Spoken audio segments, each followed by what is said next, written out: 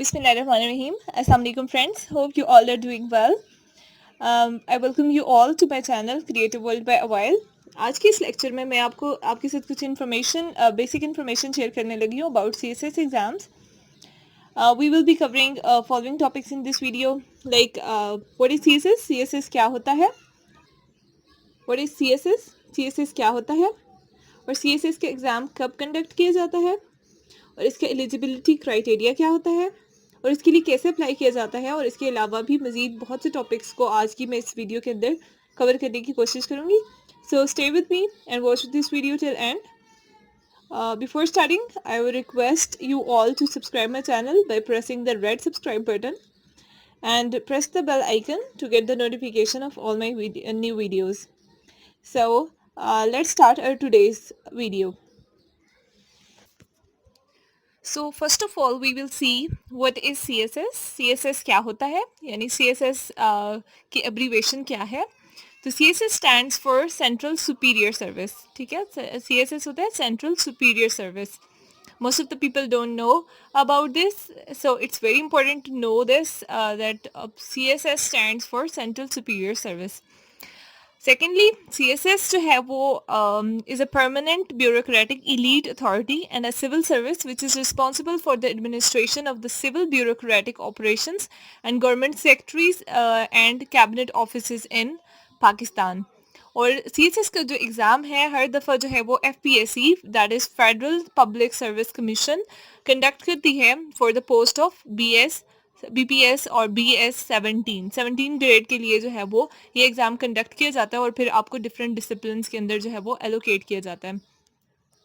Next we will see that what is the eligibility criteria for the CSS, that कि कौन कौन सी ऐसे conditions हैं, क्या eligibility criteria है कि कोई इसके eligible कब होगा कि वो CSS के लिए apply कर सकता है. तो first of all ये कोई भी फीमेल और मेल जो है वो इसके लिए अप्लाई कर सकता है. एंड फॉर दैट नेशनैलिटी सबसे पहले इम्पोर्टेंट होती है कि the candidate must be a citizen of Pakistan और a permanent resident of the state of the Jammu and Kashmir. So first of all this is very important that candidate must be a citizen of Pakistan. So and the next thing that is important is qualification के लिए ये है कि आपकी जो है वो bachelors degree आपके पास हो या मास्टर्स डिग्री हो with at least second division from a university that is recognised by the HEC. And the third thing is age. The age of the candidate should be 21 to 30 years. ठीक है, तो उसकी date होता है कि हमारे पास जैसे अब 31 दिसंबर 2020 तक जो है वो candidate must B of 30 years not above that. और फिर जो है वो हमारे पास कुछ 2 years की एज रिलैक्सेशन भी होती है फॉर द गवर्नमेंट एम्प्लॉइज और the candidates belonging to the recognised tribes are relax for 2 years more that means such candidates can be of 32 years. यानी कुछ केसेस में जिन पे आपको जो है वो NOC भी प्रोवाइड करना पड़ता है, तो उसमें जो है वो 2 years की रिलैक्सेशन जो है वो इसके थ्रू आपको मिल सकती है. सो 3 things are important for the eligibility. The first thing is nationality. Candidate must be a citizen of Pakistan, यानी पाकिस्तानी शहरी होना ज़रूरी है. दूसरा सेकंड एटलीस्ट जो है वो आपकी सेकंड डिवीज़न होनी चाहिए इन बैचलर्स. और थर्ड जो चीज़ है वो है एज. एज आपकी जो है वो 21 to 30 years और प्लस 2 years की age relaxation on the subject condition. So next thing that we are going to see is how to apply for the CSS exam. तो इसके लिए ये जो CSS एग्ज़ाम होता है इसकी जो डेट्स हैं वो अनाउंस की जाती हैं एवरी ईयर इन सितंबर के मंथ में इसकी डेट्स अनाउंस की जाती हैं. That what is the date for the submission of the applications and documents and all these things. So आपको जो है वो FPSC की वेबसाइट जो है वो जो ऑफिशियल वेबसाइट है उस पर जो है वो आपको विजिट करते रहना चाहिए to know about the latest notice and the deadlines.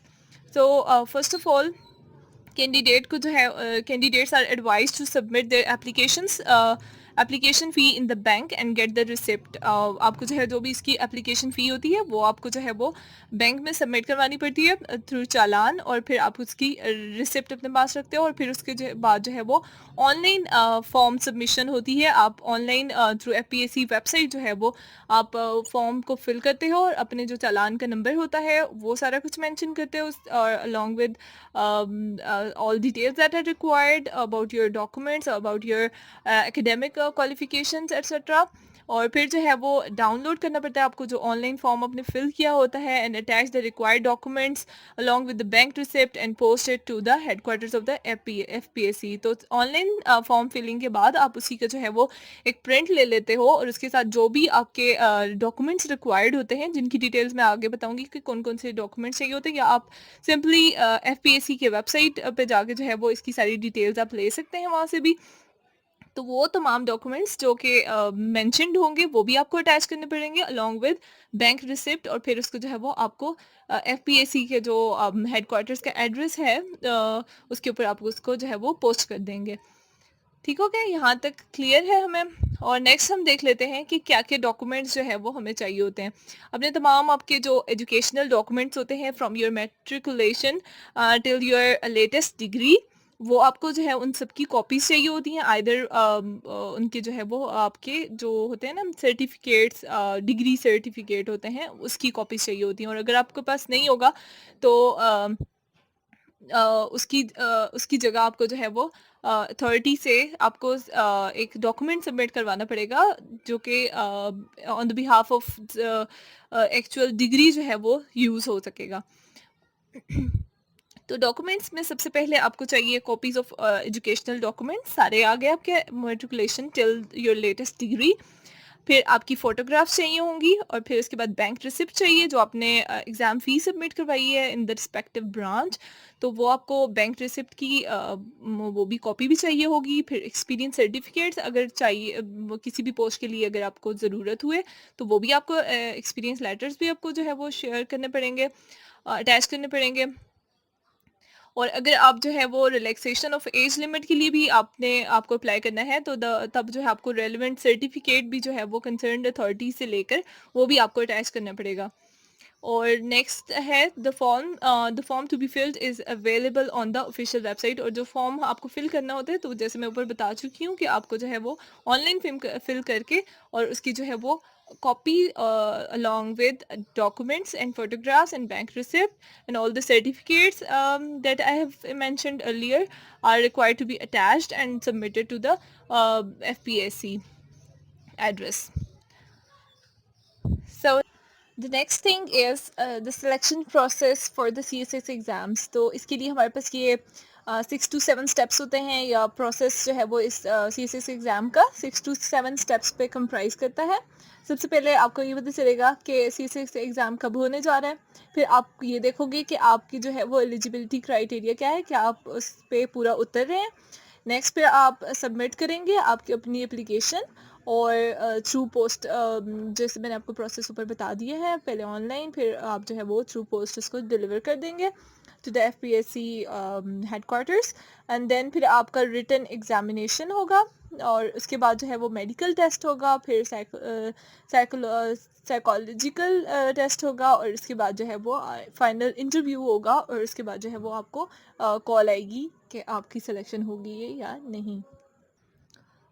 अच्छा, अब selection process for CSS exam के बाद अब हम देखते हैं कि सीएसएस जॉब्स एंड डिपार्टमेंट्स, यानी अगर इंशाल्लाह आपकी अगर तैनाती हो जाती है and if you are selected तो देन कौन कौन से डिपार्टमेंट्स हैं जिनके अंदर जो है वो आपकी हायरिंग हो सकती है अब। ठीक है, तो ये 12 टोटल ऐसे डिपार्टमेंट्स हैं जिनके अंदर जो है वो आपकी हायरिंग पॉसिबल है, और आपकी पसंद के मुताबिक भी हो सकती है, और बेस्ड ऑन योर एप्टीट्यूड भी ये डिसाइड किया जा सकता है। अच्छा, federal public service commission FPSC holds the central superior services exam CSS each year in February for the recruitment to the post in BPS 17 in the following 12 occupational groups और services under the federal government। तो हम देखते हैं कि वो 12 services कौन सी हैं। ये हमारे पास 12 सर्विसेज हैं टोटल। सबसे पहले आती है कॉमर्स एंड ट्रेड, नेक्स्ट है Pakistan administrative services, third foreign services of Pakistan, और फोर्थ पे आता है इंफॉर्मेशन ग्रुप, और फिफ्थ पे इनलैंड रेवेन्यू सर्विसेज, सिक्स्थ होता है मिलिट्री लैंड एंड कंटोनमेंट्स, और नेक्स्ट हमारे पास 7th नंबर पे आता है ऑफिस मैनेजमेंट ग्रुप, और 8th पे है Pakistan audit and account service, और फिर 9th पे हमारे पास आता है पाकिस्तान कस्टम सर्विसेज, और 10th पे पुलिस सर्विसेज ऑफ पाकिस्तान, और 11 पे पोस्टल ग्रुप होता है यानी पोस्ट ऑफिस की जॉब्स होती हैं, और 12 पे हमारे पास होता है रेलवेज यानी कमर्शियल एंड ट्रांसपोर्टेशन ग्रुप होता है। तो these are all 12 services group जो हैं वो हमारे पास अवेलेबल होते हैं। नेक्स्ट हम देख लेते हैं कि CSS के एग्जामिनेशन सेंटर्स कहाँ कहाँ पर हैं। तो CSS examinations are conducted in the following cities of Pakistan. Abbottabad में कंडक्ट किया जाता है टेस्ट यानी exams. Abbottabad, Bahawalpur, DG Khan, DI Khan, Faisalabad, Gilgit, Gujranwala, Hyderabad, Islamabad, Karachi, Lahore, Larkana, Multan, Muzaffarabad, Peshawar, Quetta, Rawalpindi और सरगोदा, और साथ ही सखन में। तो ये तमाम वो सिटीज़ हैं जहाँ पर ये जो है वो ये एग्ज़ामिनेशन सेंटर्स यहाँ पर बनते हैं, और यहाँ पर जो है वो CSS के एग्ज़ाम्स कंडक्ट किए जाते हैं। और नेक्स्ट हम लास्ट चीज़ जो हमारे पास है वो है कितने नंबर ऑफ़ चांसेस होते हैं for appearing in the CSS exams. तो हमारे पास से कोई भी कैंडिडेट जो कि सबसे पहले वो उस एलिजिबिलिटी क्राइटेरिया को फुलफ़िल कर रहा होगा, इट मीन्स उसकी एज भी विद इन लिमिट होगी, और उसकी एजुकेशन और उसके जो है वो हमारे पास नेशनैलिटी, वो सारी चीज़ें अगर वो फुलफ़िल कर रहा है तो उसके पास टोटल जो है वो 3 चांसेस होते हैं, not more than 3। So first time आप देते हो, अगर नहीं होता तो you can try for the second one, and if not in the second one as well तो फिर आप जो है वो you can go for the 3, and after 3 attempts you all the attempts are exhausted and you can't apply anymore। so आपको जो है वो पहली दफ़ा से ही कोशिश करनी चाहिए कि आप इतनी अच्छी तैयारी करें कि आपका फर्स्ट अटैम्प्ट में ही हो जाए। लेकिन अगर नहीं होता तो don't lose hope, apply for the second one with अच्छी तैयारी करके, उससे बेहतर तैयारी करके, ताकि जो है वो ये चांस नेक्स्ट सेकेंड वाला मिस ना हो। और अक्सर लोग ऐसे भी मैंने देखे हैं कि फ़र्स्ट टाइम देते हैं और उनका हो जाता है, एंड नेक्स्ट टाइम वो दोबारा देते हैं तो दे गॉट इवन बेटर, मतलब कि इससे भी अच्छी जगह पर वो चले जाते हैं, एंड सो ऑन।